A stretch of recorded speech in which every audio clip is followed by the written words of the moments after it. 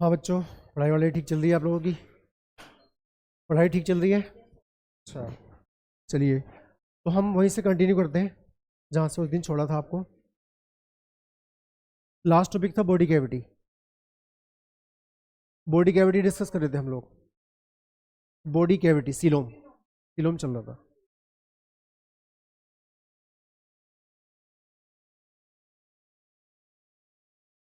अभी पूरा हुआ नहीं था, इसमें कुछ बचा था।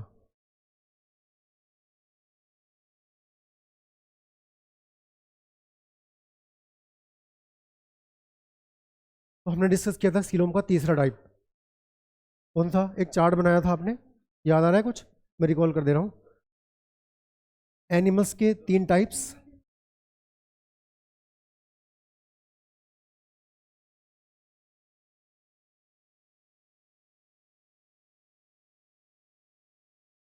एसीलोमेट एनिमल्स, सूडोसीलोमेट एनिमल्स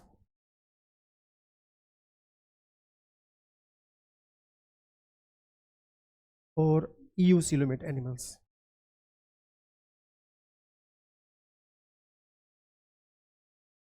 यहाँ तक हुआ था, ठीक है। अब इसको मैंने आपके इसमें फिगर, इसके एग्जाम्पल वगैरह सब बता दिए थे। बाद में मैंने बताया था यूसीलोमेट एनिमल्स भी 2 तरह के होते हैं। इसका मतलब सीलोम के 2 टाइप और भी हैं। जो ट्रू सीलोम है उसके भी 2 टाइप हैं, ठीक है। अब आगे समझते हैं। जो यूसीलोमेट एनिमल्स हैं इसमें सीलोम 2 तरह की होती है, सीलोम के डेवलपमेंट के पैटर्न के अकॉर्डिंग। एक वो एनिमल्स जिसमें सीलोम का टाइप होता है शाइजोसीलोम, और जिनमें शाइजोसीलोम पाई जाती है उनको बोलते हैं शाइजोसीलोमेट्स। और दूसरे होते हैं जिसमें सीलोम एंटेरोन की वॉल से बनती है, इनको बोलते हैं एंटेरोसीलोमेट्स।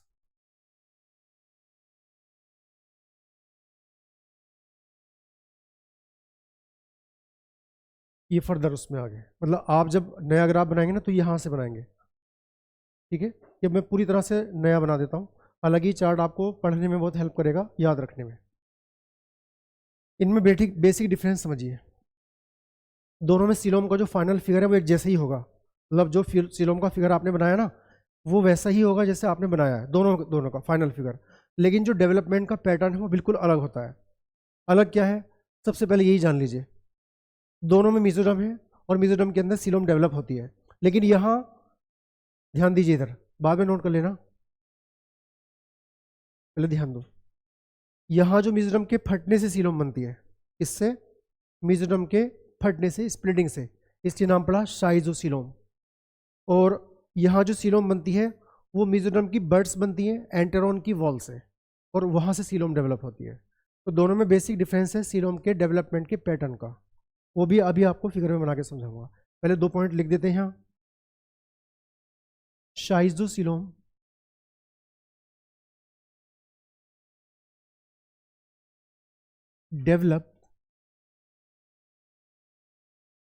developed by splitting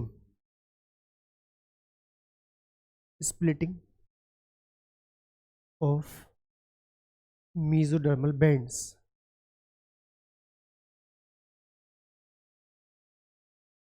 mesodermal bands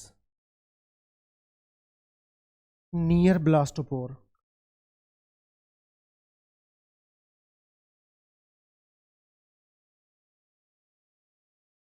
near blastopore. और ब्लास्टोपोर क्या होता है मैं आपको पहले बता चुका हूं।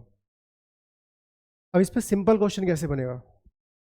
सिंपल क्वेश्चन बनता है कि शाइजोसीलोम बनती कैसे है, तो आपका आंसर आएगा स्प्लिटिंग ऑफ मेसोडर्मल बैंड्स। या बैंड भी ना कहे तो सिंपल मेसोडर्म भी कह दिया तब भी चलेगा।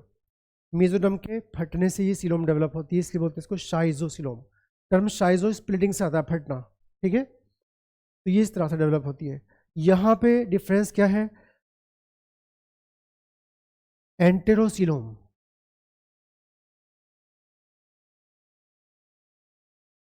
डेवलप्ड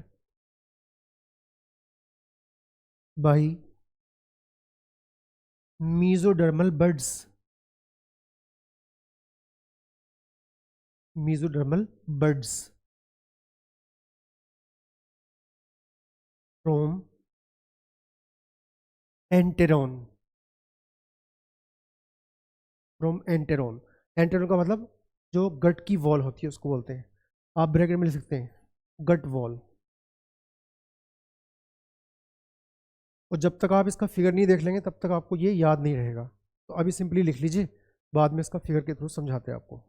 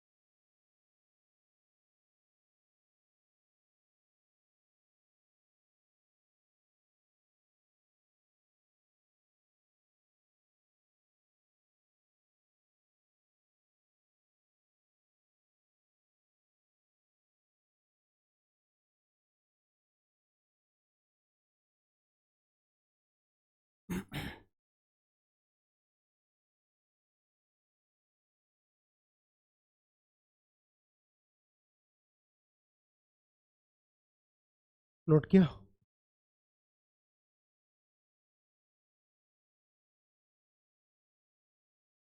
जो हिंदी वाले बच्चे हैं, शाइजोसीलोम को बोलते हैं दीर्ण गुहा।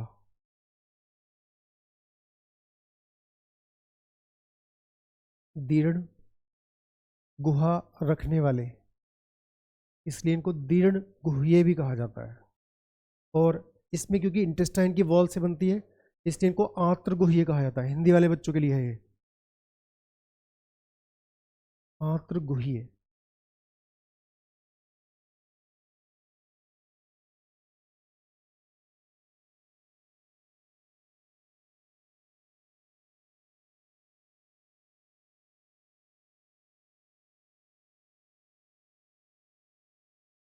इसको बोलते हैं दीर्ण गुहा और इसको बोलते हैं आंत्र गुहा। तो जिन जंतुओं में मीजोडर्म के फटने से, फटने को हिंदी में विपाटन भी बोलते हैं, उससे बनती है अगर सीलोम या गुहा तो उनको बोलते हैं दीर्ण गुहिये या शाइजोसिलोमेंट्स। और जहाँ इंटेस्टाइन की वॉल से, आंत्र की गुहा की वॉल से जो बनती है मीजोडर्म, उससे सीलोम बनती है, उसको बोलते हैं आंत्र गुहिये या एंटेरोसिलोमेट्स।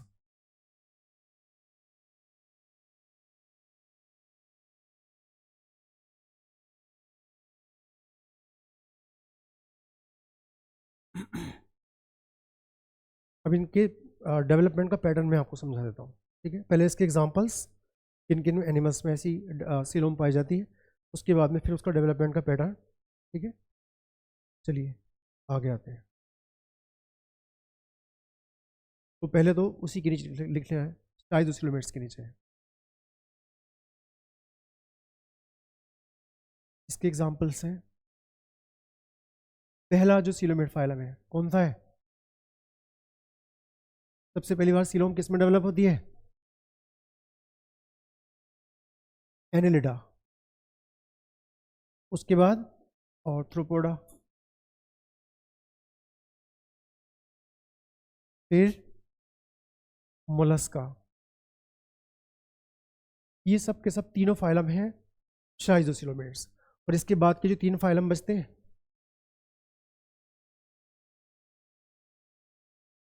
गाइनोडर्मेटा,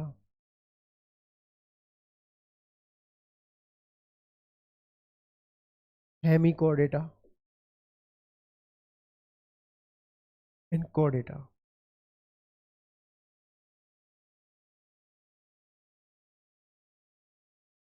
ये तीन फाइलम हैं जो है एंटेरोसिलोमेट्स।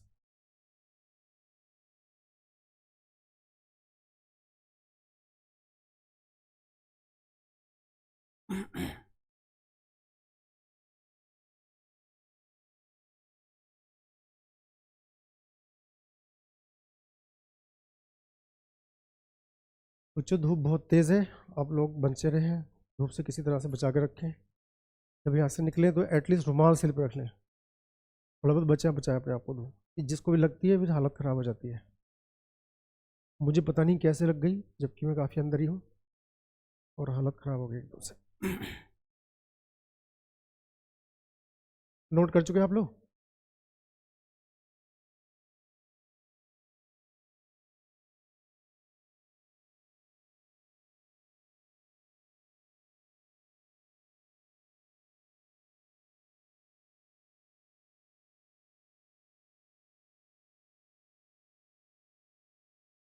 अब समझिए इनके डेवलपमेंट का पैटर्न कैसे होता है।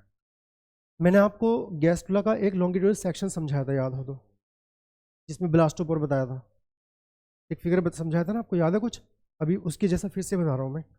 देखिए, और हम स्टडी करते हैं गैस्ट्रोला स्टेज में एम्ब्रियोनिक डेवलपमेंट जो होता है, उसमें गैस्ट्रोला जो स्टेज आती है उसका एक लॉन्गिट्यूडल सेक्शन हम शो कर रहे हैं।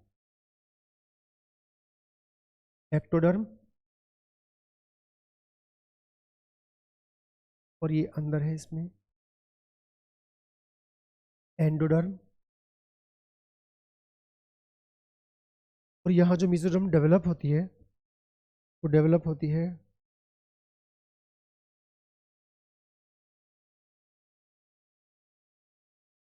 यहाँ पर, in the form of small bands.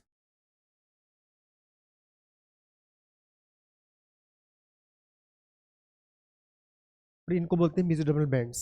क्या बोलते हैं? Mesodermal bands. तो जो सबसे बाहर की लेयर का नाम है एक्टोडर्म, ये हुई, और ये है एंडोडर्म, जिससे बाद में गट की वॉल बनती है। एक्टोडर्म और एंडोडर्म के पास और बीच में ब्लास्टोपोर के नियर बाई ये है ब्लास्टोपोर।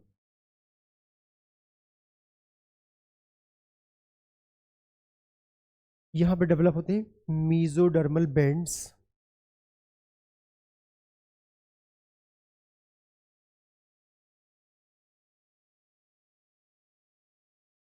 और बाद में ये होता है, ये जो मेसोडर्मल बैंड्स हैं ये फट जाते हैं और इस तरह से फिगर आता है।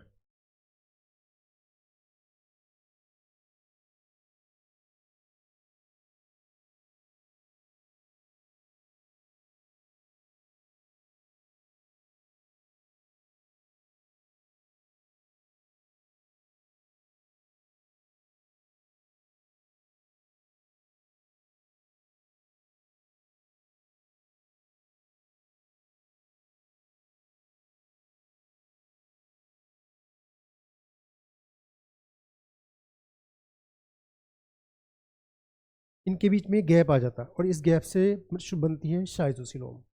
तो इसको बोलते हैं डेवलपिंग शाइजोसिलोम। डेवलपिंग शाइजोसिलोम।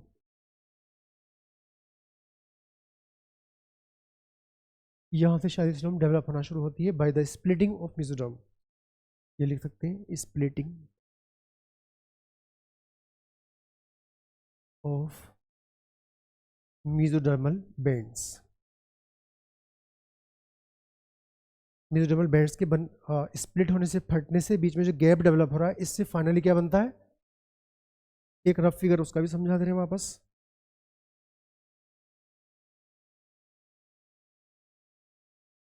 छोटा था ट्रांसफर सेक्शन ले लेते हैं अब एक, मतलब ऐसे समझिए,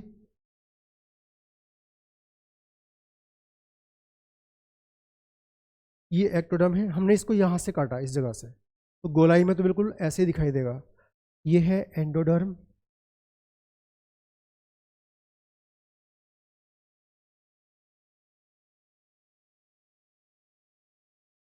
और ये फटे हुए मेसोडर्मल बैंड्स।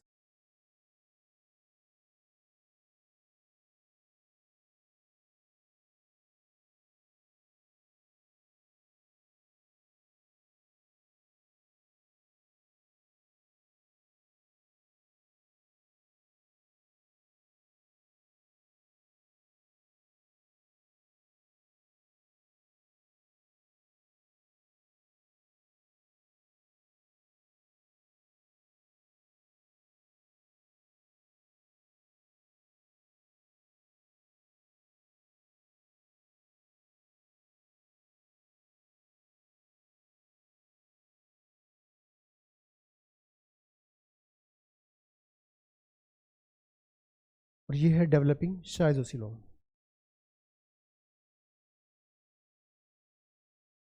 डेवलपिंग शाइज़ोसिलोम, ये आपको ड्रॉ करने की ज़रूरत नहीं है, मुझे सिर्फ आपको ये समझाना है कि डेवलप कैसे होती है ताकि आपको ये याद रहे, ठीक है। ये थे लॉन्गिट्यूडनल सेक्शन ऑफ गैस्ट्रुला, ये भी लॉन्गिट्यूडनल सेक्शन ऑफ गैस्ट्रुला, लेकिन ये कैसा है, ट्रांसफर सेक्शन है। और फाइनल फिगर इसका पता है कैसे बनेगा, जो आप पहले बना चुके हैं।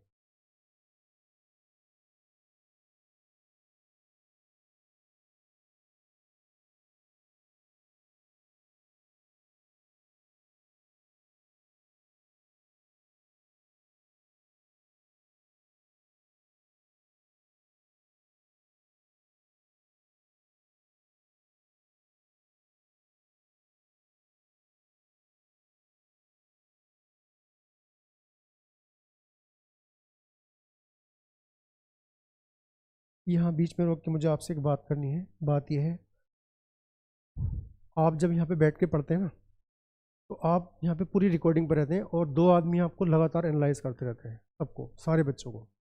आप हाथ भी हिलाते हो ना, आंख भी इधर उधर मोड़ते हो, तो हम देखते रहते हैं वहाँ से, ठीक है। ये इसका हमारा पर्पज़ ये नहीं कि हम आपको नोटिस करना है कि आप कैसे लगते हो, ठीक है। आप कैसे लगते हो, आप हर बच्चा अपने माँ बाप का एक सुंदर बच्चा होता है। We are just like parenting body for you, ठीक है। और हमारा काम है आपको सही रास्ते पर रखना। आप हैं नहीं है हमें इससे मतलब नहीं, लेकिन यहाँ पे सही रास्ते पर रहें ताकि आप अपने टारगेट तक पहुँचें। ये हमारे लिए इतना ही इम्पोर्टेंट है जितना आपकी ज़िंदगी के लिए है, ठीक है। जब यहाँ कोई बच्चा कोई एक्टिविटी करता है ना, फिजूल एक्टिविटी, बार बार गर्दन मोड़ रहा है, एक बच्चा कल आया है और वो बैठा ऐसे जैसे कि मसल शो करने आया है, मतलब अंगड़ाई भी ले रहा है, तो पहले वो ये क्या तरीका है। सर जैसे इधर लिखते हैं, वो अपनी एक्टिविटी में लग जाते हैं। और ओवर एक्टिविटी, बार बार पीछे मुड़ के देखना, कभी इधर, इधर लड़की बैठी है उधर देखना, लड़कियां भी इधर देख रही हैं, कभी उधर देख रहा है, कोई हंस रहा है, कोई, ये not the seriousness for your study. ये आपके लिए स्टडी की सीरियसनेस नहीं है। यहाँ पे आना जाना सिर्फ आपका एक आना जाना है बस, और कुछ नहीं मिलेगा, कुछ नहीं, कंसंट्रेशन ज़ीरो। और आप जब इंटरेक्ट करते हो ना आपस में ड्यूरिंग स्टडी, तो आपने जितनी देर कंसंट्रेट किया था सब खत्म हो जाता है। सभी बच्चों से ये इल्तिजा है, एक रिक्वेस्ट है, बाद में ये ऑर्डर भी होगा कि यहाँ पे अपनी कंसंट्रेशन बना के रखें, क्योंकि आप यहाँ से आपको कोई डिग्री नहीं मिलने वाली है कि आप यहाँ, आपने एमएस इंस्टीट्यूट में, एमएस तो छोड़िए, कहीं भी आप जाएँ कि वहाँ से आपको कोई डिग्री मिल जाएगी, कोई डिप्लोमा का सर्टिफिकेट आपको मिल जाएगा। आप यहाँ पे आए थे और 1 साल या 2 साल आपने तैयारी की है और आपको आप सिलेक्शन हो जाना चाहिए। क्या ये ऐसा होगा? आप ये 2 साल नहीं 3 साल भी पढ़िए तो कुछ नहीं मिलने वाला आपको, है ना। तो इसलिए अपनी कंसंट्रेशन मेंटेन रखें। डिस्टर्बिंग एलिमेंट यहाँ पे जो भी आएगा वो यहाँ नहीं पढ़ सकता। ये इंस्टीट्यूट है, यहाँ पर डिसिप्लिन बहुत ज़रूरी है। आप डिसिप्लिन रहें, अपने लिए, आपके लिए बहुत अच्छा, आपकी ज़िंदगी में डिसिप्लिन होना चाहिए। अगर if you are you wanting to be a very successful person, और आपको ज़िंदगी में कामयाब होना है ना, तो आपको डिसिप्लिन होना ही पड़ेगा। आप डिसिप्लिन नहीं है, आप कितनी भी इंटेलिजेंट हो, और डिसिप्लिन नहीं है तो आप सक्सेसफुल नहीं हो पाएंगे। कुछ हद तक पहुँचेंगे वहाँ तक, जो आप अचीव कर सकते थे वो अचीव नहीं कर पाएंगे। तो डिसिप्लिन का होना बहुत ज़रूरी है ज़िंदगी के अंदर। रैंडम लाइफ नहीं, कभी सक्सेसफुल तक नहीं हो सकती। वो कुछ दिन एंटरटेनमेंट कर सकते हैं, एंजॉय कर सकते हैं, लोग उनको देख के हंसेंगे, अच्छा लगेगा उनको कुछ टाइम, लेकिन वो कुछ टाइम के लिए होता है, हमेशा के लिए नहीं है। एक एग्जांपल मैं देके चल रहा हूँ।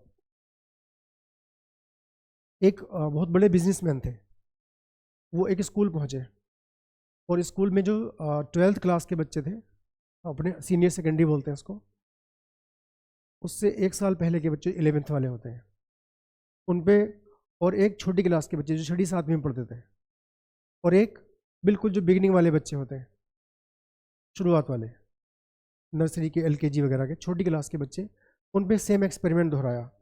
एक्सपेरिमेंट ये था, क्लास में आए और सारे बच्चों को चॉकलेट्स दिए और कहा कि अभी आपके सर और हम बाहर जा रहे हैं, जब तक हम वापस ना आए तो चॉकलेट मत खाना, ठीक है। तो जब वो कुछ देर के लिए गए, 10 मिनट 15 मिनट के लिए, और जब वापस आए तो उस बड़ी क्लास में, जो 12वीं क्लास की थी और जो 11वीं क्लास थी लगभग, और जो जूनियर क्लास थी उनमें, और नर्सरी की क्लास में भी लगभग उन्होंने सेम पैटर्न पाया।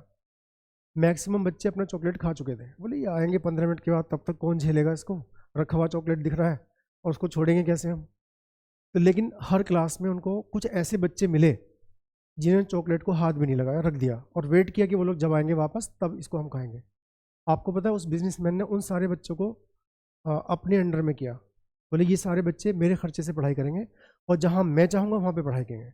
वो वर्ल्ड क्लास MIT में लेके गया उनको और उन्होंने उसको पढ़ाया। वो 11 बच्चे सेलेक्ट किए थे उन्होंने, मतलब उन सारे बच्चों में से भी 11 बच्चे सेलेक्ट किए, पढ़ाया उन सबको जितने भी चुने थे उन्होंने, लेकिन उनमें से 11 ऐसे बच्चे थे जिनको चुना और उनको ट्रेन किया और वो दुनिया के सबसे सक्सेसफुल बिजनेसमैन हैं। जो मल्टीनेशनल कंपनी के जो मालिक होते हैं ना, उनमें से कुछ लोग हैं वो। मल्टीनेशनल कंपनी भी बहुत सारे फंड रेजिंग कंपनी से चलती हैं, ठीक है। तो वो ऐसे बिजनेसमैन थे जो दुनिया में सबसे बड़े बिजनेसमैन बने। तो इसमें एक चीज़ है बीच में, एक टर्म आता है पेशेंस, सब्र। तो सब्र जो होता है वो आपको बहुत ऊंचाई तक लेके जाता है, ठीक है। तो सब्र रखें अपनी पढ़ाई में ज़रूर। हो सकता है कोई चीज़ आपको आती है और आपके टीचर आपको पढ़ा रहे हैं, आपको लगता है ये तो फालतू की चीज़ है, ये तो मैंने पढ़ रखा है। नहीं, सब्र से बैठे। हो सकता है इसका अपोजिट भी हो कि आपको कोई टॉपिक पढ़ा दिया गया, आपके सिर पे से उतर गया, समझ में नहीं आया, ये तो नई चीज़ है, तब भी सब्र रखें। बेचैन होने की ज़रूरत नहीं है। क्लास फ्री हो अपने सर से पूछ लें, तो जो भी करस्पॉन्डिंग है, केमिस्ट्री, फिजिक्स, जूलॉजी, बॉटनी। लेकिन पेशेंस का होना और डिसिप्लिन का होना एक सक्सेसफुल ज़िंदगी के लिए बहुत ज़रूरी है। अगर मेरी ये बात किसी की भी समझ में आ जाती है और वो इस पर अपना प्रैक्टिकल करते हैं ज़िंदगी इस पर, तो definitely you will get high rate of success. और हम तो यही चाहते हैं। आपके पेरेंट, देखिए दुनिया में 2 लोग ऐसे हैं, एक तो आपके माँ बाप, आपके पेरेंट्स, और दूसरे आपके टीचर्स, जो आपके सबसे अच्छे वेल विशर होते हैं और वो हमेशा ज़िंदगी में चाहते हैं कि उनका स्टूडेंट या उनका बच्चा उनसे बहुत आगे जाए, और ऐसा बताने में उनको फ़ख्र महसूस होता है। मिलता कुछ नहीं है। मान लो आप जो है एम्स में सेलेक्ट हुए और आप एक बहुत सक्सेसफुल डॉक्टर हो, एक साल में आप 25 करोड़ रुपए कमाते हैं, मिनिमम बता रहा हूँ, इससे ज़्यादा भी कमा सकते हैं। तो क्या उस 25 करोड़ में से 1 करोड़ हमें दे के जाएंगे, सर आपने बड़ा अच्छा पढ़ाया था और मैं डॉक्टर बन गया या बन गई, लीजिए 1 करोड़ आपके नाम, अगले साल फिर 2 करोड़ दे के जाएंगे? Is it? क्या ऐसा होता है? नहीं होता। लेकिन हाँ, हम ये ज़रूर बताते रहेंगे ये हमने पढ़ाया है उसको, या आपके माँ बाप कहते हैं मेरा बेटा है या मेरी बेटी है, ठीक है। तो ये 2 चीज़ें याद रखना, एक तो पेशेंस, सब्र, और दूसरा है डिसिप्लिन। ये आपके सक्सेस होने में बहुत बड़ा रोल प्ले करता है। तो ये चीज़ बना के रखें। ये गारंटी है कि यहाँ पे कोई भी इनडिसिप्लिन पर्सन होगा, पहली बात तो उसको वार्निंग दी जाएगी, अगर मानता है बहुत अच्छा है, नहीं मानता है फिर से उसको वार्न करेंगे, मान गया बहुत अच्छा है, वो अपने रास्ते पे सही चलेगा। और अगर थर्ड टाइम में भी वो नहीं मानता है तो जो भी उसकी फीस होगी उसके मुंह पे मारेंगे और उसको भगा देंगे। डिसिप्लिन का होना यहाँ पे फर्स्ट एंड फॉरमोस्ट रिक्वायरमेंट है, ठीक है। चलिए, ये फिगर आप पहले ही पढ़ चुके हैं, अब आप इसके नाम बताएंगे खुद। पूछे, बताइए सबसे बाहर की लेयर का नाम क्या है? सबसे बाहर की लेयर का नाम फिर से बोलो, एक्टोडर्म। और सबसे भीतर की लेयर ये एंडोडर्म, और बीच में जो खाली जगह है ये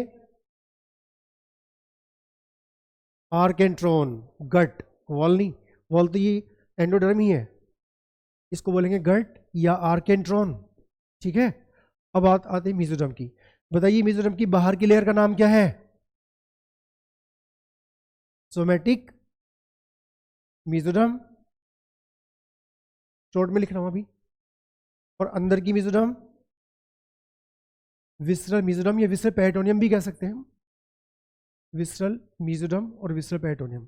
बीच में जो खाली जगह है इसका नाम बॉडी कैविटी या सीलोम, ठीक है। यही फिगर इधर से भी आएगा, अभी मैं बनाऊंगा फिगर, यही उधर से भी आएगा, सेम फाइनल फिगर एक जैसे ही होता है सबका। और ये कैसा सेक्शन है? Transfer section. अब आपके दिमाग में ये सवाल जरूर आएगा, यहां तो आपने फिगर कुछ और बनाया था, यहां भी कुछ और बनाया था, ये ऐसे कैसे बन गया? ये सेक्शन है, ये लॉन्गिट्यूडनल सेक्शन में हमने बताया कि इस तरह से मेसोडर्मल बेल्ट्स डेवलप होते हैं और वो फट जाते हैं और फाइनली सीलोम ऐसी बननी शुरू हो जाती है। ये हमने ट्रांसफर सेक्शन में लिया है, हम इसमें भी ले सकते थे, लेकिन इस तरह से फिगर लेंगे ना यहाँ से तो वो प्रॉपर दिखाई नहीं देगा आपको। यहाँ पे तीनों लेयर्स ऐसे लेयर में दिखाई दे रही हैं, ठीक है। इसलिए यहाँ पे ट्रांसफर सेक्शन, यहाँ भी ट्रांसफर सेक्शन, और यहाँ पे दिखाया आपको एक लॉन्गिट्यूडनल सेक्शन। क्लियर? अब इधर से देखिए एंटेरोसिलोम कैसे डेवलप होती है, उसका पैटर्न मैं यहाँ आपको समझा रहा हूँ।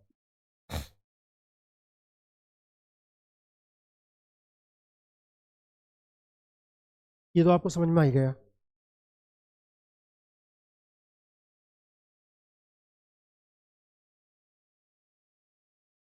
देखिए डेवलपमेंट ऑफ एंटेरोसिलोम, शुरू का फिगर हम यही लेंगे।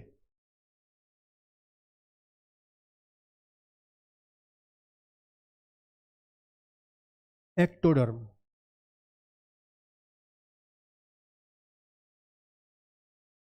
एंडोडर्म,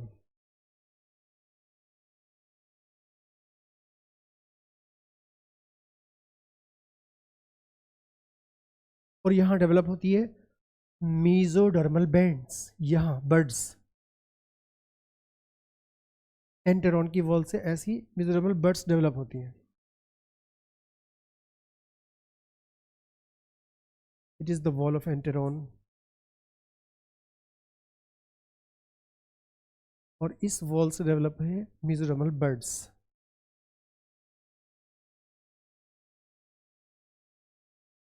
और इन बर्ड्स में सेल्स के बीच में पहले से ही गैप बना हुआ है छोटा सा,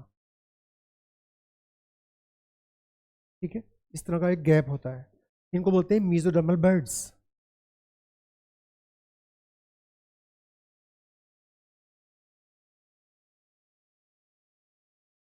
mesodermal birds attach to the wall of enteron. ये एक्टोडर्म, ये एंडोडर्म, या एंडोडर्म को ही बोलते हैं एंटेरॉन। एंटेरॉन का मतलब गट की वॉल, और इसको खाली जगह को बोलेंगे गट। ये है ब्लास्टोपोर, शॉर्ट में लिख दे चलेगा, ब्लास्टोपोर यहाँ लिखा, यहाँ तो लिखा ही है ना ब्लास्टोपोर, यहाँ पे हमने शॉर्ट में लिख दिया। ये पहला फिगर। अब इसके साथ ही इसका दूसरा फिगर समझाते हैं।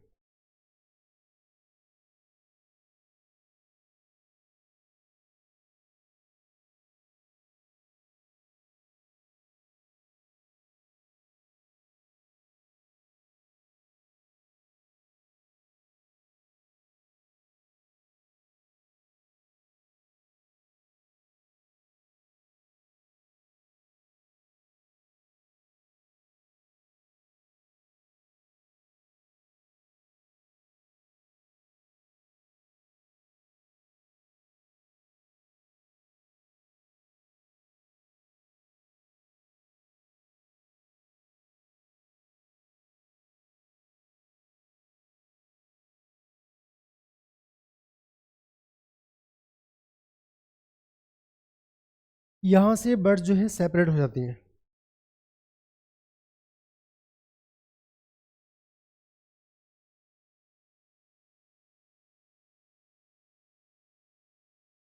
ये बर्ड्स सेपरेट हो जाती हैं, और सेपरेट होने के बाद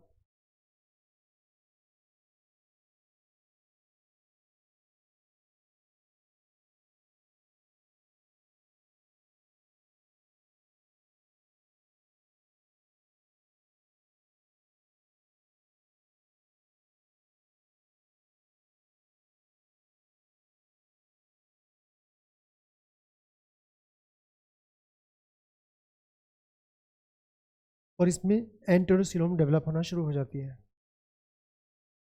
ये क्या स्पेस डेवलप होने लगता है। एक फिगर हम यहाँ पे ड्रॉ कर दे रहे हैं इसका।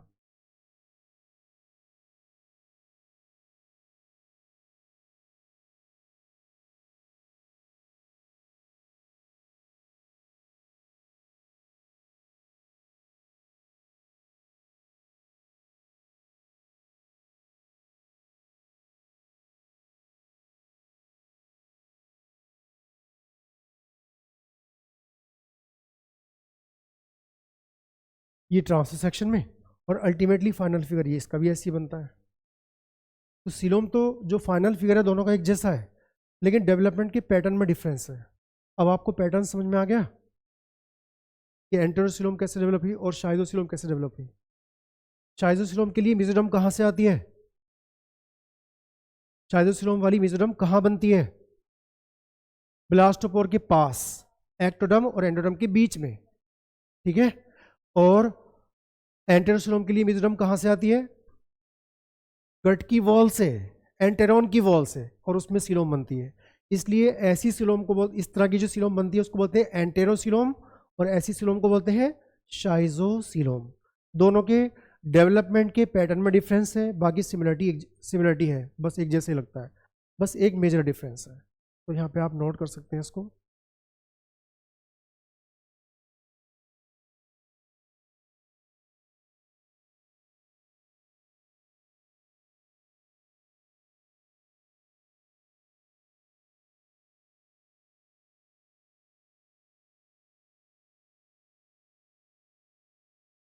mesoderm developed near blastopore between, देखिए बिटवीन को हमेशा ऐसे लिखा जाएगा आगे, B/W, between ectoderm and endoderm.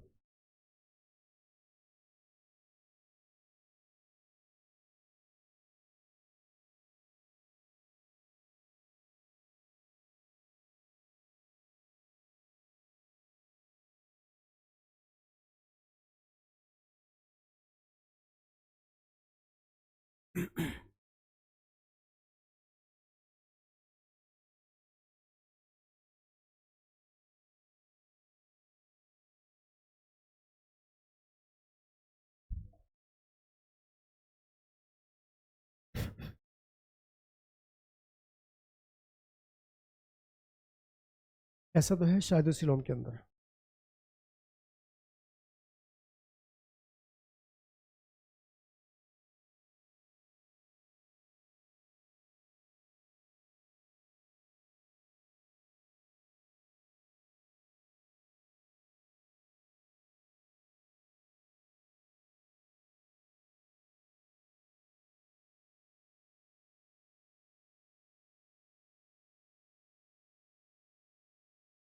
और यहाँ पे होता है mesoderm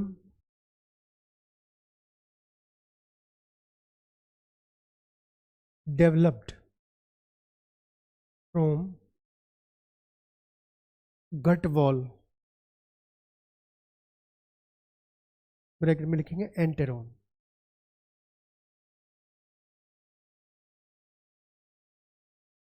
यहाँ mesoderm गट की वॉल से डेवलप होती है, एंटेरोन से।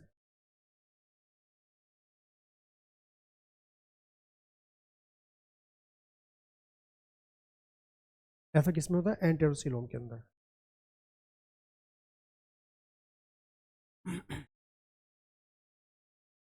पॉइंट सिर्फ एक था, इसी जो यूसिलोमेट है वो दो तरह के होते हैं, एक शाइदोसिलोमेट और एक एंटेरोसिलोमेट।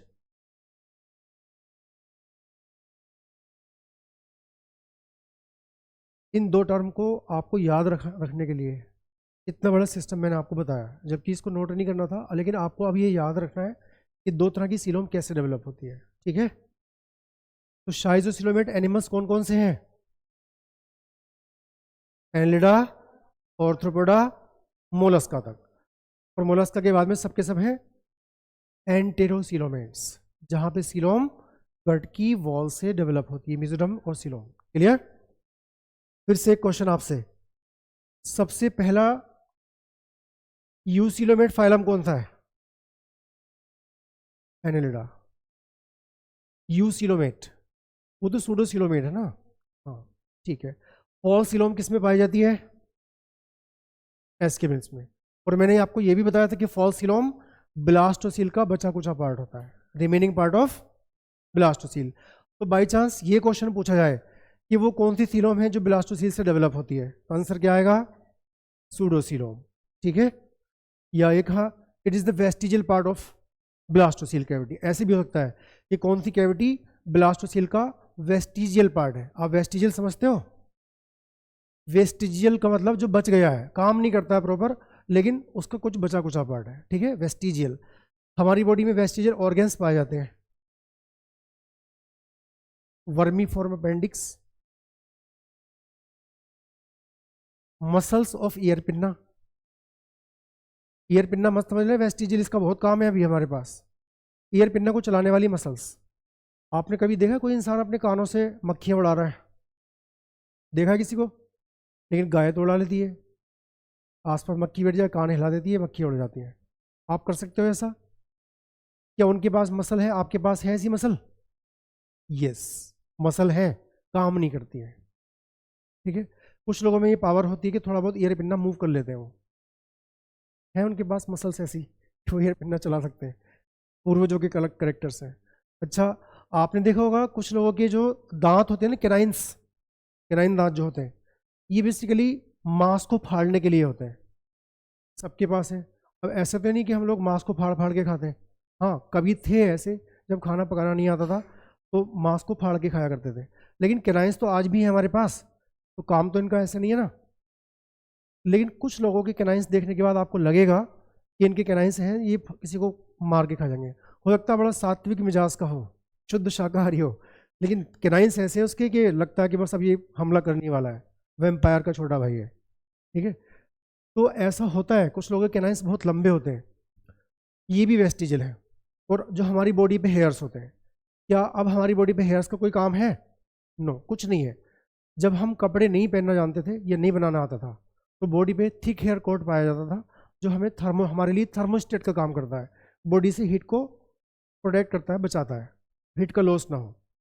अब हम कपड़े पहनते हैं, जब से पहनना शुरू किया इनकी वैल्यू कम होती चली गई, और फाइनली आज हमारे पास बॉडी हेयर्स हमारे लिए थर्मोस्टेट के काम के लिए नहीं है, वो एक वेस्टिजियल पार्ट है। अब हम कपड़ों से अपने आप को बैलेंस कर लेते हैं। लेकिन कुछ लोगों की बॉडी पे इतने थिक हेयर मतलब पूरा कोट होता है हेयर का, ये लगता है कि भालू की नस्ल में से ये है। तो क्या उनको ज़रूरत है उन बालों की? बट स्टिल वो बाल उनके अंदर पाए जाते हैं। या मेल के अंदर निप्पल्स का पाया जाना, बच्चों को दूध पिलाने का मदर पेरेंट का होता है, फादर पेरेंट का थोड़ी होता है, but still nipples are present, these are also vestigial. ऐसे करीब 100 के आसपास ऑर्गन हमारी बॉडी में है जो वेस्टिजियल है। सिर के बाल भी वेस्टिजियल ही है हमारे पास। नहीं, नेल्स नहीं है, नेल्स का काम है अभी उंगलियों को सपोर्ट करते हैं। आप किसी उंगली का नाखून उतार दो, ये जो टिप्स है सपोर्ट होनी बंद हो जाएगी इनकी, इनका इंपॉर्टेंस है हमारे अंदर अभी नहीं होगी कभी तो ये भी खत्म हो जाएंगे। हाँ, ये जो छोटी उंगली है अभी इसकी कुछ इंपॉर्टेंस है, इसलिए हमारे पास है। इन फ्यूचर जैसे एवोल्यूशन होगा तो ये खत्म हो जाएगी। ऐसे और भी ऑर्गन्स हैं जो, जैसे एक वो है वर्मीफोर अपेंडिक्स जो पार्ट है, उसका क्या काम है हमारे अंदर? हमारे अंदर नहीं करता, हमारे अंदर थोड़ा सा इंपॉर्टेंट काम है उसका, थोड़ा सा, कि ये सेकेंडरी लिम्फोइड टिश्यू होता है। अब सेकेंडरी लिम्फोइड टिश्यू क्या होते हैं? जहाँ WBC बनती है ना, और उसके बाद में वो मैच्योर होती हैं, खासतौर से लिम्फोसाइट्स, तो उनके मैच्योरेशन में और उनको डिफेंस करने में हेल्प करता है। तो इम्यून सिस्टम का एक पार्ट है, नहीं होगा तो ऐसे नहीं आदमी मर जाएगा। लेकिन नुकसान इसका क्या है कि कई बार इसके अंदर कुछ खाना फंस जाता है, और कुछ जो वर्म्स होते हैं, जैसे राउंड वर्म्स के छोटे वाले पार्ट जिसको बोलते हैं पिनवर्म, वो जाके फंस जाते हैं, और इसमें स्वेलिंग आ सकती है, और स्वेलिंग को बोलते हैं अपेंडिसाइटिस, जिससे दर्द होता है बहुत तेज़। और अल्टीमेटली करते क्या है? ऑपरेट किया, निकाल के फेंक दिया बाहर। जब आप डॉक्टर बनोगे और सर्जरी में आपकी ड्यूटी लगेगी, तो सबसे सिंपल 3 तरह के ऑपरेशन पढ़ेंगे आप, एक हाइड्रोसील, एक हर्निया, तीसरा अपेंडिक्स। ये सबसे सिंपल और कॉमन टाइप के ऑपरेशन है। ठीक है, तो अपेंडिक्स के ऑपरेशन आप यूजुअली जाओगे किसी सर्जन के पास तो हर दिन 2-4 ऑपरेशन कर देते हैं वो, इतना ज़्यादा इसकी प्रॉब्लम होती है। तो हमारे लिए वेस्टिजल है, क्योंकि सेलुलोज का डाइजेशन नहीं करता। जहाँ और एनिमल्स है जैसे गाय, भैंस, बकरी, भेड़, खरगोश, इन सब में इसका काम है, ये सेलुलोज का डाइजेशन करता है, बिकॉज इसमें कुछ बैक्टीरिया पाए जाते हैं, जो बैक्टीरिया सेलुलोज के डाइजेशन के लिए एंजाइम बनाते हैं, जिसका नाम है सेलुलेज। तो सेलुलेज एंजाइम बनता है, सेलुलोज का डाइजेशन होता है। क्या हमारे अंदर सेलुलोज का डाइजेशन होता है? क्या हम सेलुलोज खाते हैं? जितनी सब्जियां खाते हैं आप, सब में सेलुलोज ही तो है, तो सेलुलोज का डाइजेशन नहीं होता। तो क्या ये सेलुलोज हमारे लिए बुरा है या अच्छा है? वेस्ट है हमारे लिए, बुरा है अच्छा? बस इतना बताओ। बुरा नहीं है, ये हमारे खाने में रफेज प्रोवाइड करता है, फाइबर। और फाइबर कंटेंट बढ़ने से जो फीकल मैटर की फ्लूइडिटी सही रहती है, वो इजीली पास हो जाता है। आपने देखा कुछ लोगों को कॉन्स्टिपेशन हो जाता है, कॉन्स्टिपेशन मतलब कब्ज, तो उनको डॉक्टर्स एडवाइस करते हैं कि सैलेड खाओ आप खूब, खीरा, गाजर, ककड़ी वगैरह इस तरह के आइटम्स, या पत्तेदार जो होती हैं सैलड्स, जैसे बंद गोभी होती है ना पत्ते वाली, उसको भी काट के खाते रहो। तो सैलड क्यों बढ़ाते हैं? क्योंकि उस सैलड उबाला तो जाता नहीं है। और कभी सुना कि कोई खीरा उबाल उबाल के खा रहा है? ठीक है, तो उबाल के खाएंगे तो सेलुलोज खराब हो जाएगा। जब हम खाने को पकाते हैं तो सेलुलोज का ब्रेक डाउन हो चुका होता है, but still it can not be digested, वो डाइजेस्ट नहीं होता। हाँ, अगर हम रॉ कंडीशन में खाते हैं तो ज़्यादा फाइबर कंटेंट रहता है और उससे फ्लूइडिटी सही रहती है और फीकल मैटर इजीली पास हो जाता है। तो it is all about coelom. Now we have to discuss the next topic, segmentation.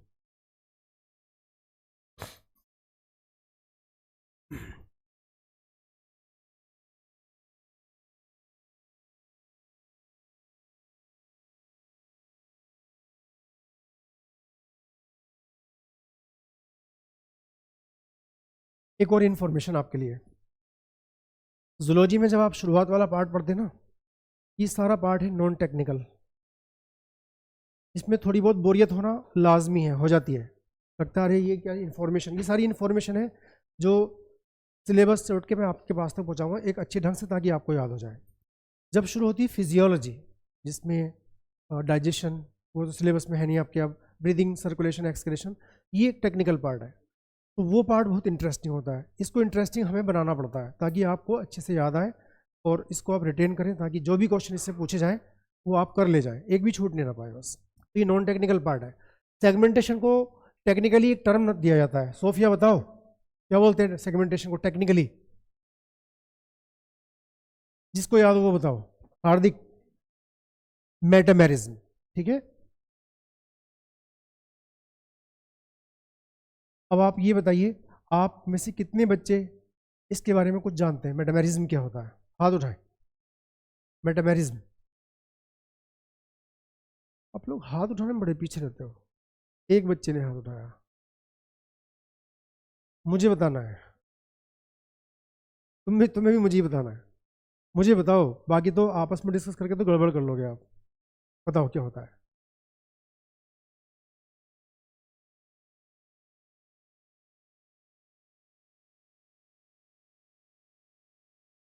Externally internally segmentation हो। अब तुम बताओ हार्दिक।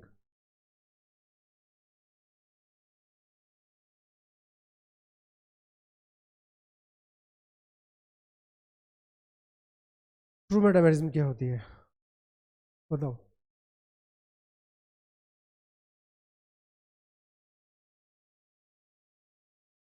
Serial repetition. मैं एक कहानी सुनाता हूँ पहले आपको, फिर आपको वापस लेके आता हूँ। Don't discuss with each other. जो डिस्कस करना है मुझसे ही करो, गलत या सही जो भी है, आपस में गड़बड़ हो जाएगी। क्योंकि आपस में हो सकता है आपको एक बात सही पता हो, दूसरी गलत हो। ऐसे ही उनको भी एक सही पता है, एक गलत है। अब मिक्स कर लोगे तो दो गलत बातें, दो सही बातें सीखोगे, और मुझसे आपको सही बातें मिलेंगी। एक गाँव में एक हाथी आया। उस गाँव में 6 लोग अंधे थे। तो उनमें जिज्ञासा पैदा हुई, उनके अंदर उम्मीद जागी कि हम भी आज हाथी को देख के आएंगे, भले से आंखों से नहीं देख पाए तो छू के देखेंगे। तो उन लोगों ने हाथी को अलग अलग जगह पे छुआ। एक ने टांग छुई, एक ने पूंछ, एक ने उसका दांत देखा, एक ने सूंड देखी, एक ने पेट को छुआ, ठीक है। और आपस में डिस्कस किया कि हाथी था कैसा। तो एक ने कहा हाथी झाड़ू के जैसा होता है। उसने पूंछ छुई थी, उसकी बाल होते हैं ना उसकी पूंछ में थोड़े से, वो बहुत हार्ड होते हैं। उसने कहा जो हाथी है वो झाड़ू के जैसा होता है। एक ने उसकी टांग छुई, नहीं नहीं हाथी खंबे के जैसा होता है। एक ने उसके बहुत देर तक पेट को जहाँ तहाँ छू के देखा, उसने कहा हाथी ढोल के जैसा होता है। तो एक ने उसका सूंड छुआ, जो कभी उसको फोल्ड करता कभी नहीं करता था, तो उसने कहा नहीं हाथी जो है वो अजगर सांप के जैसा होता है। और वो इसी चीज़ के लिए लड़ने लग गए। हाँ, एक ने पेड़ जैसा बताया। कुल मिला के उनको ये लगा, सबको अलग अलग हाथी का पार्ट दिखे छुआ उन्होंने हाथी को वैसे ही समझ लिया। तो वो लड़ रहे थे आपस में, झगड़ रहे थे कि नहीं हाथी ऐसा होता है, हाथी ऐसा होता है। फिर एक आदमी ने एक एक थप्पड़ दिया उनको गाल पे और कहा शांत हो, अब बताता हूँ मैं हाथी होता कैसा है। आपने सबने हाथी के एक एक पार्ट को टच किया है, इसलिए आपको हाथी उसके जैसा लगता है, जबकि वो असल में ऐसा होता नहीं है। आप सबको एक साथ मिलाओगे तब उनके जैसा हाथी होता है। तो आपने सबने एक एक बात सही कही है, ठीक है। तुमने जो शुरू किया, कुछ इन्होंने कुछ इन्होंने कुछ इन्होंने, बाकी गड़बड़ है। देखिए मेटामेरिज्म को समझिए। कुछ एनिमल्स की बॉडी, मैंने कुछ कहा, सब नहीं कहा, कुछ एनिमल्स की बॉडी एम्ब्रियोनिक डेवलपमेंट के टाइम से ही, फिर से सुने आप ध्यान से, कब से? एम्ब्रियोनिक डेवलपमेंट के टाइम से ही छोटे छोटे सेगमेंट्स की रिपीटिशन से बनती है। एक जैसे सेगमेंट्स रिपीट कर जाते हैं और इस तरह से रिपीटिशन होने को बोलते हैं सेगमेंटेशन। अब ट्रू सेगमेंटेशन दो तरह का होता है, एक में बॉडी के अंदर भी सेगमेंट्स हो और बाहर से भी दिखाई दें, ये तो है एक्सटर्नल इंटरनल बोथ सेगमेंटेशन। लेकिन कुछ एनिमल्स की बॉडी सिर्फ अंदर से सेगमेंटेड है, बाहर से नहीं होती, और कुछ ऐसे भी एनिमल्स हैं जहाँ सेगमेंटेशन बाहर बाहर होता, अंदर नहीं होता, ठीक है। लेकिन एनिलिडा पे परफेक्ट है, इंटरनल सेगमेंटेशन भी है और एक्सटर्नल सेगमेंटेशन भी है, ठीक। एक और एनिमल है टेपवर्म। टेपवर्म में भी सेगमेंट होते हैं, तो क्या टेपवर्म सेगमेंटेड एनिमल है? ट्रू सेगमेंटेशन है? तो ट्रू क्यों नहीं है? इंटरनली भी होता है और एक्सटर्नली भी होता है, ठीक है। आप उसके एक एक सेगमेंट को अलग कर सकते हैं और उसके बाद भी सरवाइव करता है वो, ठीक। तो क्या हम उसको ट्रूली सेगमेंटेड कहेंगे? नहीं कहेंगे। अब क्यों नहीं कहेंगे, ये रीजन पता होना चाहिए आपको। बोलो, हम उसको ट्रू सेगमेंटेड क्यों नहीं कह सकते? क्योंकि ट्रू सेगमेंट्स इंटरडिपेंडेंट होते हैं, एक दूसरे से मतलब रखते हैं, आपस में उनका कनेक्शन होता है, एक दूसरे के बिना जिंदा नहीं रह सकते। जबकि जो, और दूसरी बात, ट्रू सेगमेंटेशन एम्ब्रियोनिक डेवलपमेंट के टाइम से ही शुरू हो जाता है, फॉल्स सेगमेंटेशन एम्ब्रियोनिक डेवलपमेंट के बाद में होता है, जैसे टेपवर्म में होता है, ठीक है। ट्रू सेगमेंट्स के अंदर आपस में कनेक्शन है, एक उसके एक ऑर्गन दूसरे ऑर्गन से जुड़ा होता है, दूसरे सेगमेंट से, इसलिए उनका इंडिविजुअल कोई एग्जिस्टेंस नहीं होता। आपने अर्थवर्म के 3 सेगमेंट इधर से तोड़े, 4 ऊपर से तोड़ दिए, बीच का एक सेगमेंट निकाल के अलग रख दिया, तो क्या वो सेगमेंट्स जिंदा रहेंगे? नहीं रहेंगे, क्योंकि हर एक सेगमेंट का मतलब दूसरे से होता है। क्लियर? ऐसे समझिए, एक फिगर में इधर समझा रहा हूं, एक उधर समझाऊंगा अभी। देखिए, एक तो एनिमल कुछ इस तरह का है,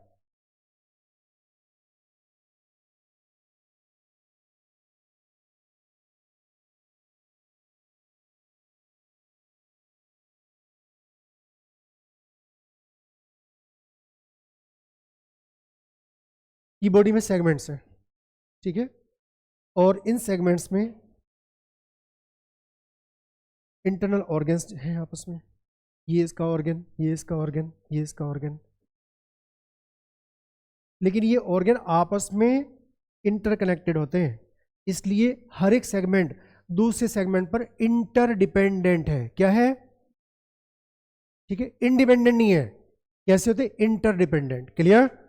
ऐसे सेगमेंट्स को बोलते हैं मेटामेयर्स। क्या बोलते हैं? और इस तरह के सेगमेंटेशन को बोलते हैं मेटामेरिज्म। क्लियर? एक इधर भी शो कर रहा हूं मैं, एक ये एनिमल है जिसे टेपवर्म का भी पार्ट ले रहे हैं हम, इसकी बॉडी में भी सेगमेंट्स हैं, एक ये सेगमेंट, एक ये सेगमेंट, एक ये सेगमेंट, और एक और बना देते हैं। तीन ही हमने इधर शो किए, तीन इधर ही। इसके भी अपने ऑर्गन है,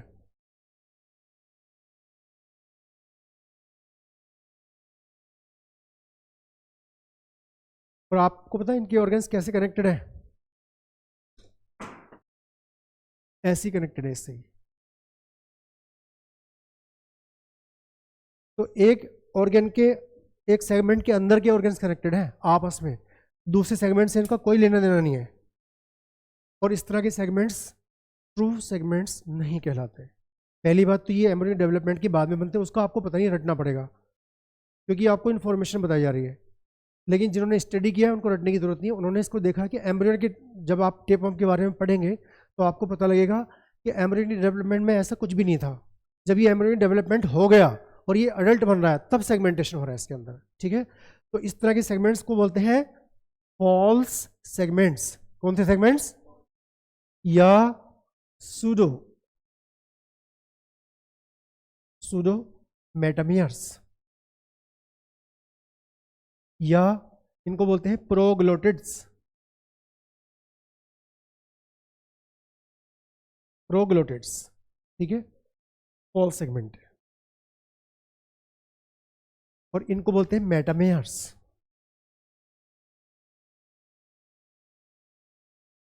या ट्रू सेगमेंट्स, क्योंकि इनके इंटरनल ऑर्गन्स कैसे होते हैं?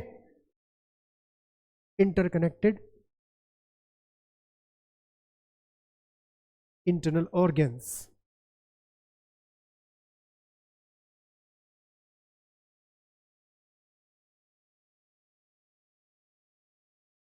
Interconnected internal organs.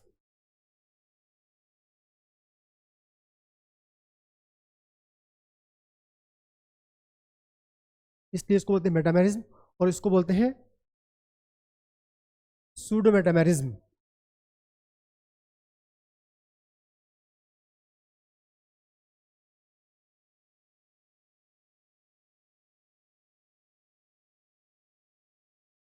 Pseudo metamerism. आप ये चीज नोट कर लीजिए, कंपेयर करके आपस में कंपेयर करेंगे तो याद रखना आसान हो जाता है। एक बार इससे कंपेयर से पता फायदा क्या होता है, आपको एक चीज याद है, अगर दूसरी उसकी उल्टी हो जाएगी तो याद रखना बहुत आसान हो जाता है कंपेयर करके पढ़ने से।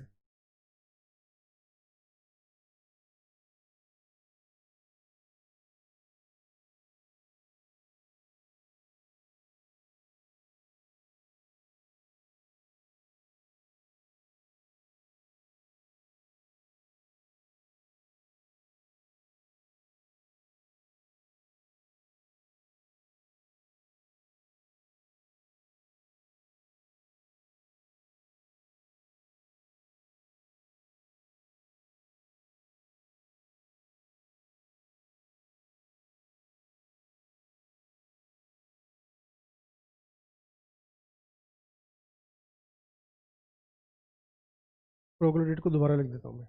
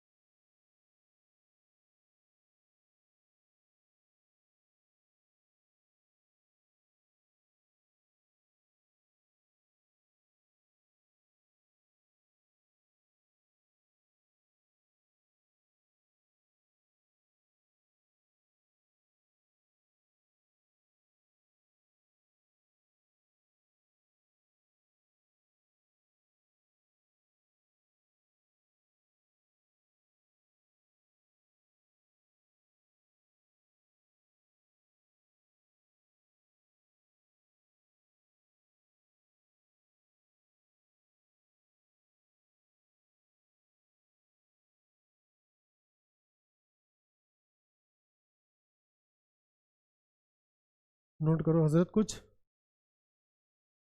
थोड़ा ही सही लेकिन करो नोट। गलती तो करोगे ना, आपको स्टडी मटेरियल मिलेगा मिलेगा बाद में पूरा प्रिंटेड।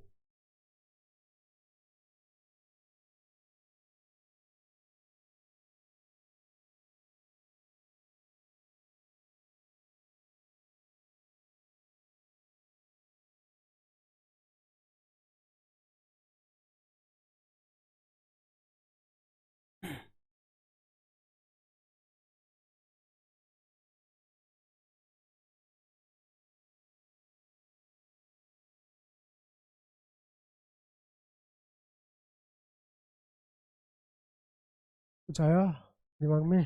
पक्का बताओ, ट्रू सेगमेंटेशन क्या होता है?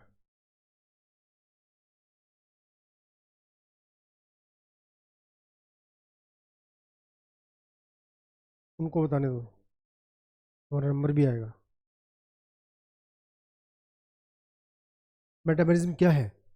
आपसे पूछा जाए मेटामेरिज्म क्या होता है तो आप क्या बताएंगे?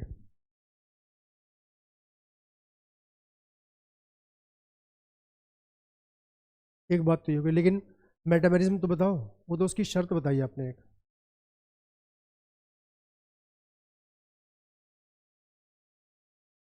एम्ब्रियोनिक से भी पहले या एम्ब्रियोनिक डेवलपमेंट के दौरान? उसको बताने दो ना।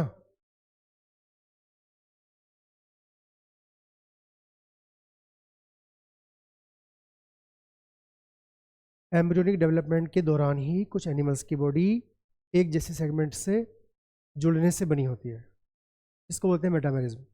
और इस तरह के सेगमेंट्स को बोलते हैं मेटामेयर्स।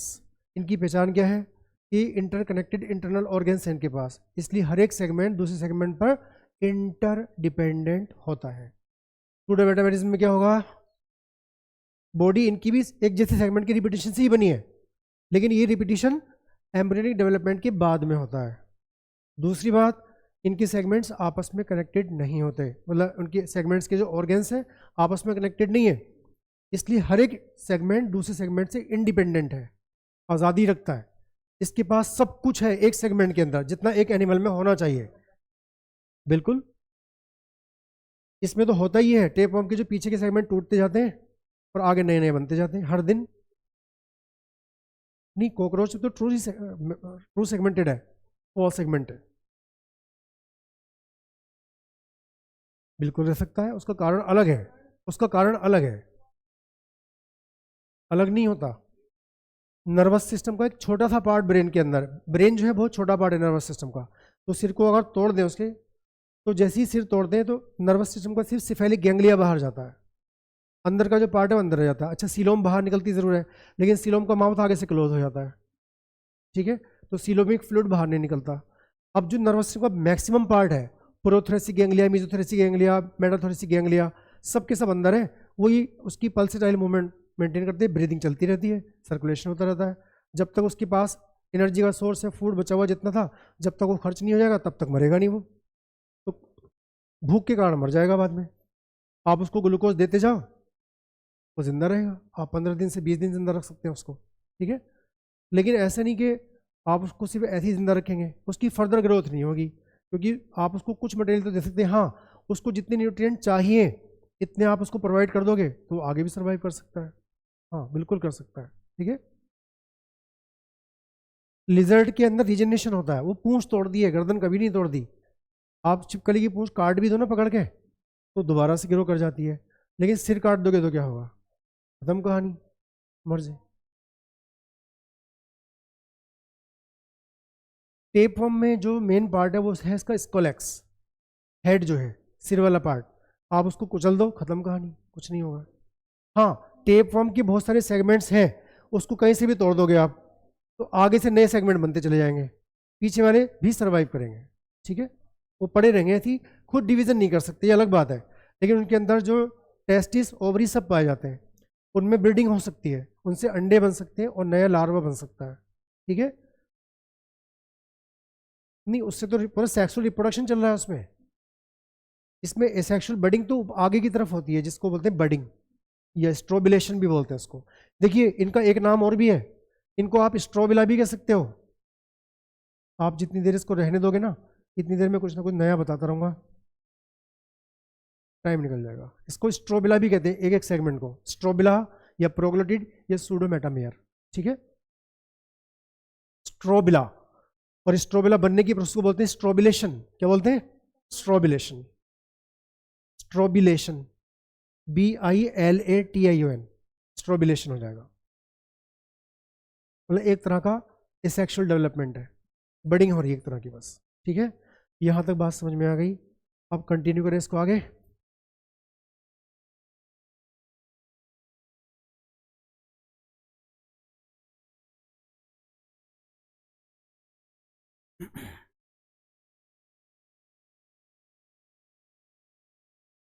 द बॉडी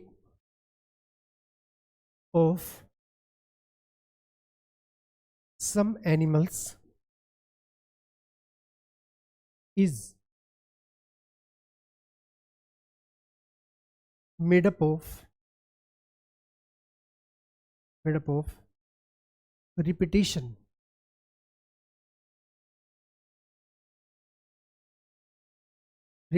of serially, या ऐसे लिख देंगे, मेड बाई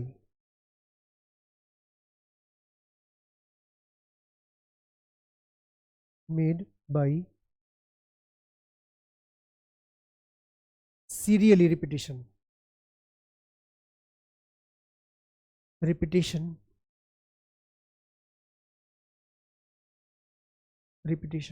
of segments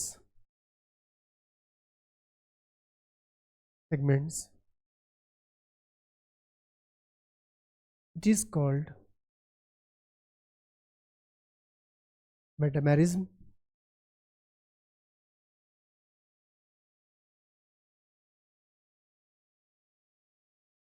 और segmentation,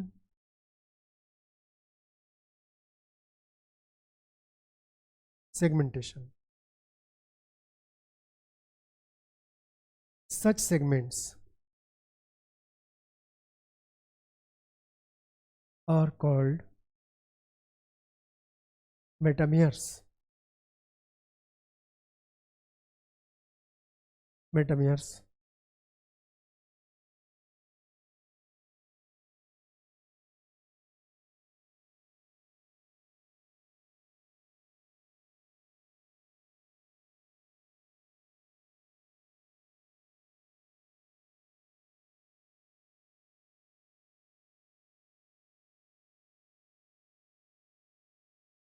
Body of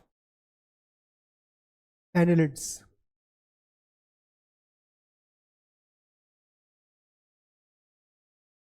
is both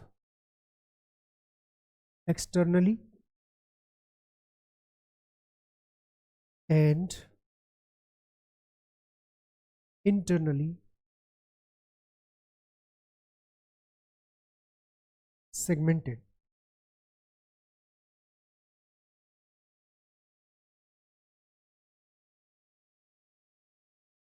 Metameres are interdependent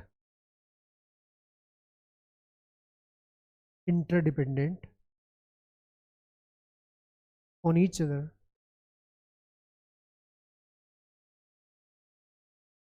because their internal organs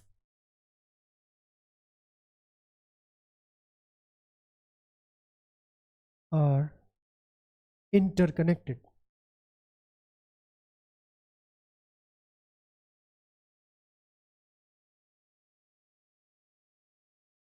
यहाँ पे बिल्कुल इसका उल्टा है.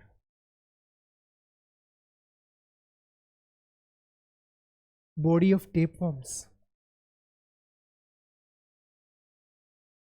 is also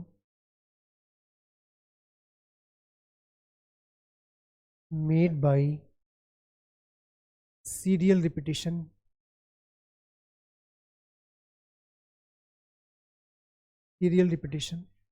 of similar segments.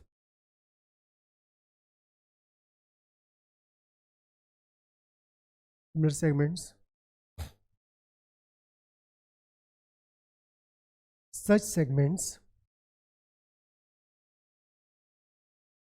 are independent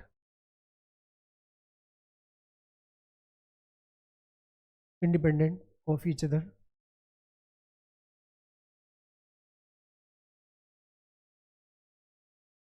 and not interconnected.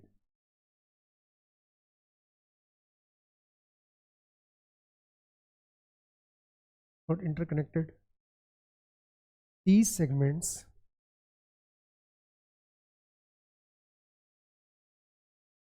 are called pseudometameres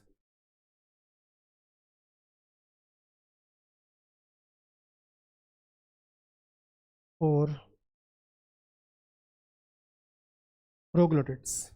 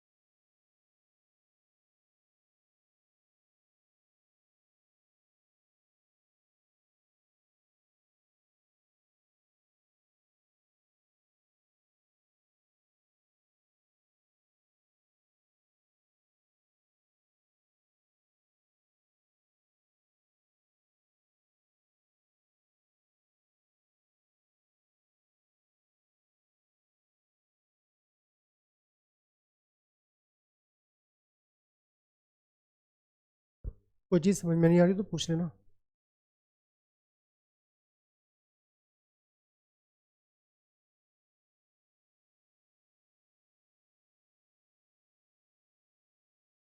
थोड़ा सा ऊपर कर दे।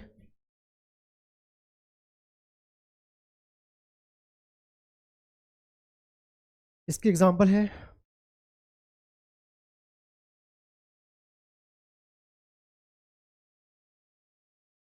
इसके एग्जांपल 3 है।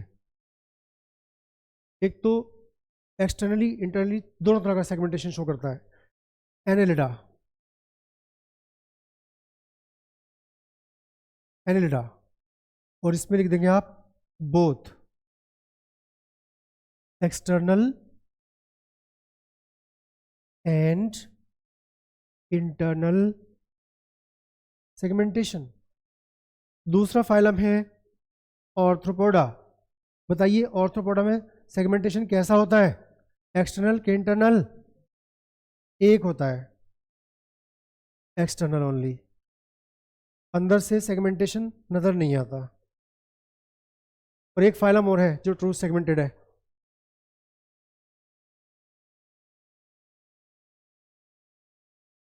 टेप फॉर्म आता है ना रेडियल में, मैं तो इसकी बात कर रहा हूँ। उन्नति बोलो। एक फाइलम और है जो ट्रू सेगमेंटेशन शो करता है। ये दो तो लिख दिए मैंने, एनेलिडा, ऑर्थ्रोपोडा, और एक और है,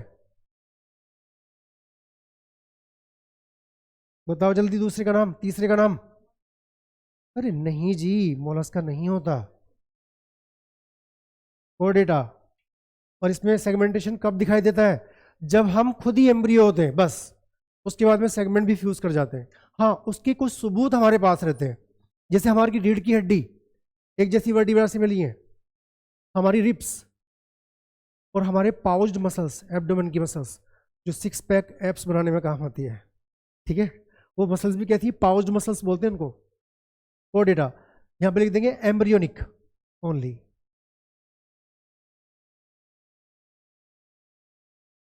यहाँ तो आप लिख चुके ना, एक ही नाम था टेप वर्म बस, क्योंकि जो फ्लैट वर्म से सबके सब सेगमेंटेड नहीं होते, बस टेप वर्म्स होते हैं सेगमेंटेड, ठीक है। तो इसमें बस एक ही एग्जांपल है टेप वर्म्स, वो मैंने सबसे पहले नाम लिखा है। तो आज का ये टॉपिक था, छोटा था सेगमेंटेशन, जो आपने पढ़ा, 6 मिनट का काम था जो मैंने पूरे लेक्चर में आपको पढ़ाया, लेकिन मुझे लगता है कि अब आपको याद हो गया होगा। कल मैं आपको पूछूंगा, कल का मतलब नेक्स्ट वर्किंग डे, तो आपको ही होना चाहिए। और मंडे से आपके बैच रेगुलर, बहुत तमाशा हो गया, ठीक है, बहुत पढ़ा दिया आपको थोड़ा थोड़ा, अब आपके बैच रेगुलर रहेंगे मंडे से। हाँ हाँ, बैच भी सेपरेट। आप 11th के बच्चे कुछ टाइम के लिए भले से ड्रॉपर के साथ बैठ के देख लें, लेकिन स्पीड दोनों की अलग अलग रहेगी। 11th की स्पीड अलग होती है, ड्रॉपर की अलग होती है। ड्रॉपर को 1 साल में दोनों साल का सिलेबस पढ़ाना है, तो वहाँ ऑब्वियसली स्पीड बहुत ज़्यादा होगी। 11th में स्पीड कम रहती है, ठीक है। 12th तुम्हारा सिलेबस तो पूरा हो चुका है ना 12th का, बस वाया को हो गया था। चलो वहाँ जो भी हुआ हमें इससे मतलब ही नहीं, हम तो पूरा पढ़ाएंगे आपको, ठीक है। तो 12th का तुम्हारा अलग रहेगा, बिल्कुल 12th का बिल्कुल शुरू से ही होगा, फ्रॉम द बिगिनिंग। शुरुआत करने का मतलब ये होता है, ठीक है। आप इंग्लिश ही होगी, नहीं तो तुम्हें खुद ही पढ़ना पड़ेगा, ग्रामर, ट्रांसलेशन, ये सब चीज़ें एग्ज़ाम के लिए। तो इंग्लिश तो तुम खुद ही पढ़ लोगे, इतना ज़्यादा मुश्किल होता कहाँ इंग्लिश। यहाँ तो सिर्फ आपको वो पढ़ाया जाएगा जिससे आप नीट में सेलेक्ट हो गए। इंग्लिश में आपको वो पढ़ा सकते हैं, आप कुछ हेल्प करवा सकते हैं आपके, मतलब एज ए सब्जेक्ट इंग्लिश नहीं चलेगा यहाँ, ठीक है। तो किसी भी क्लास में बैठ सकते हो, किसी में बैठ जाओ, तुम्हारी मर्जी है, लेकिन 12th में हम शुरू से ही पढ़ाएंगे। पहले ह्यूमन रिप्रोडक्शन, उसके बाद में मतलब जूलॉजी में, और बॉटनी में भी बिल्कुल वैसे ही चलेगा। 12th का पूरा होगा, ज़्यादा सब्जेक्ट का पार्ट है नहीं 12th में, जल्दी ख़त्म हो जाता है। और अगर हम शुरू करते हैं तो अगस्त के एंड तक या सितंबर के एंड तक पूरा हो जाता है 12th का सिलेबस। उसके बाद आपके पास प्लेंटी टाइम बचता है पूरा 11th रिवाइज करने के लिए, बोर्ड तैयार करने के लिए।